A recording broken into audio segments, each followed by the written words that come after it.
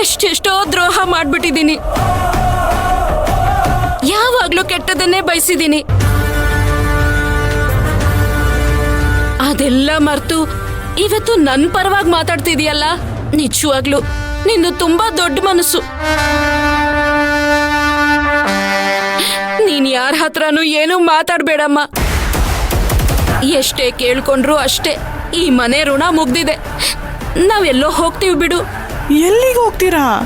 ಈ ಭೂಮಿ ಮೇಲೆ ನಮ್ಗೆ ಅಂತ ಯಾರೂ ಇಲ್ಲ, ಇರೋದಕ್ಕೆ ಒಂದು ಮನೇನೂ ಇಲ್ಲ.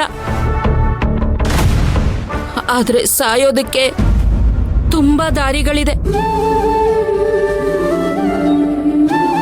ಅದ್ರಲ್ಲೇ ಯಾವ್ದಾದ್ರೂ ಒಂದ್ ದಾರಿನ ನೋಡ್ಕೊಳ್ತೀವಿ. ಮಿಥುನ್, ನಡಿಯೋ, ಹೋಗಿ ಎಲ್ಲಾದ್ರೂ ಸಾಯೋಣ.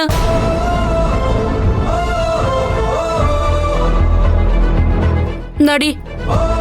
ನಿಂತ್ಕೊಳ್ಳಿ.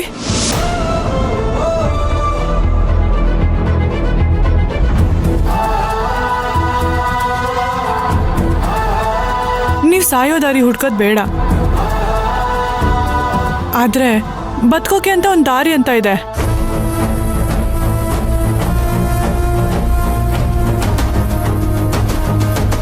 ನಿಮ್ಗೆ ಅಂತ ಒಂದು ಮನೆ ಇದೆ.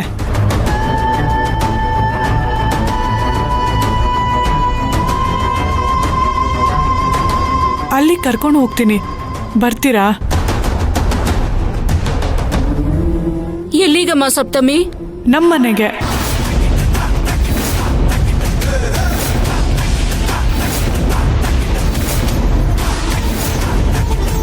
ನಿಮ್ ಸ್ವಂತ ಅಣ್ಣನ ಮನೆಗೆ.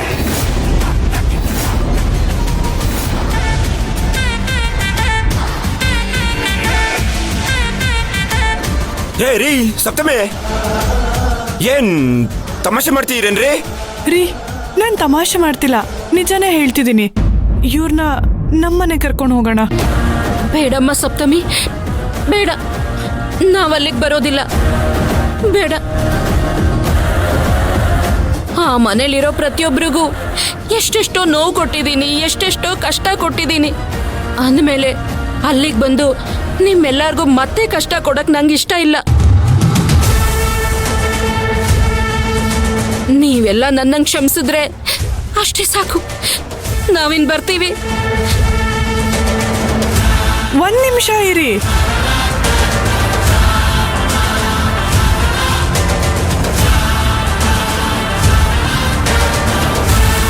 ರೀ, ಯಾಕೆ ಹಾಗೆ ಇದ್ದೀರಾ? ಇವ್ರನ್ನ ಮನೆ ಕರೀರಿ. ಏ, ಸಾಧ್ಯನೇ ಇಲ್ಲ ಸಪ್ತಮಿ. ಇವ್ರನ್ನು ನಾನಿಂತೂ ಯಾವುದೇ ಕಾರಣಕ್ಕೂ ನನ್ನ ಮನೆಗಿಂತೂ ಕರೆಯಲ್ಲ. ಇವ್ರು ಮಾಡಿರೋ ದ್ರೋಹ ನನ್ನಿಂದ ಮರೆಯಕ್ಕಾಗಲ್ಲ,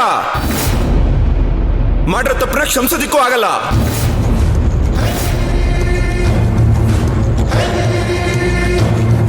ನೀವು ನಡೆದಿರೋದೆಲ್ಲ ನೆನ್ಪಿಟ್ಕೊಳ್ಳೋದು ಎಷ್ಟು ಸರಿ, ನೀವೇ ಹೇಳಿ. ಇವ್ರಿಗೋಸ್ಕರ ನನ್ನ ಜೀವನ ಪೂರ್ತಿ ಕೊರೆಯಕ್ಕಾಗಲ್ಲ. ನಾವು ಪುಟ್ರ ಕಷ್ಟ ಎಷ್ಟು ಅಂತ ನಿಮ್ಗೆ ಯಾರಿಗೂ ಗೊತ್ತಿಲ್ಲ. ದೇವ್ರಿಗೆ ಗೊತ್ತು ರೀ. ಆ ನೋವು ಸಂಟ ಯಾವತ್ತು ಕಮ್ಮಿ ಆಗಲ್ಲ ರೀ. ಅಲ್ಲ ರೀ, ಅವತ್ ನೀವ್ ಕಷ್ಟಪಟ್ಟಿದ್ರಿ ಅಂತ ಇವತ್ ಪಾಪ ಇವ್ರು ಕಷ್ಟಪಡ್ಬೇಕಾ?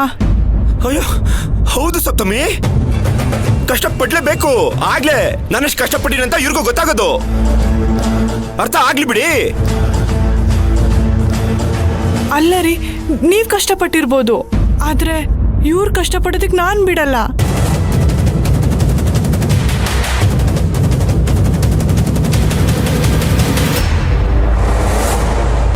ಕಷ್ಟದಲ್ಲಿರೋರ್ಗೆ ಸಹಾಯ ಮಾಡೋದೇ ಧರ್ಮ.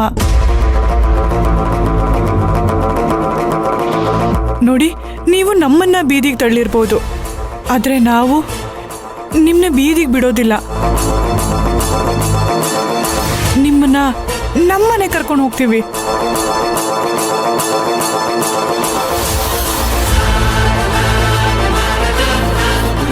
ಸಪ್ತಮಿ ನೋಡಿ, ನಿಮಗೆ ಇವ್ರ ಬಗ್ಗೆ ಎಲ್ಲ ಗೊತ್ತಿಲ್ಲ ರೀ.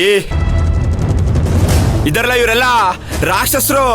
ಯಾವಾಗ ಹೇಗ್ ಬೇಕಾಗ ಬದಲಾಗೋ ಊಸೊಳ್ಳಿ ನನ್ನ ಮಕ್ಕಳು.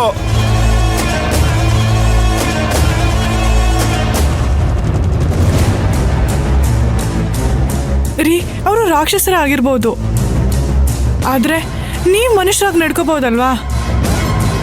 ದೇವ್ರು ನಮ್ಮನ್ನ ಹುಟ್ಟಿಸಿರೋದು ದ್ವೇಷ ಸಾಧಿಸಕ್ಕಲ್ಲ, ಕೂಡಿ ಬಾಳೋಕೆ. ಎಲ್ರೂ ಒಟ್ಟಾಗಿ ಕೂಡಿ ಬಾಳೋಣ.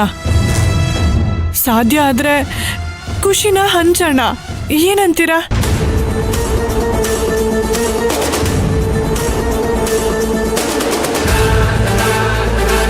ಮಾಡಿರೋ ತಪ್ಪನ್ನ ಕ್ಷಮಿಸಿದ್ರೆ ಆ ದೇವ್ರು ಮೆಚ್ತಾನಂತೆ.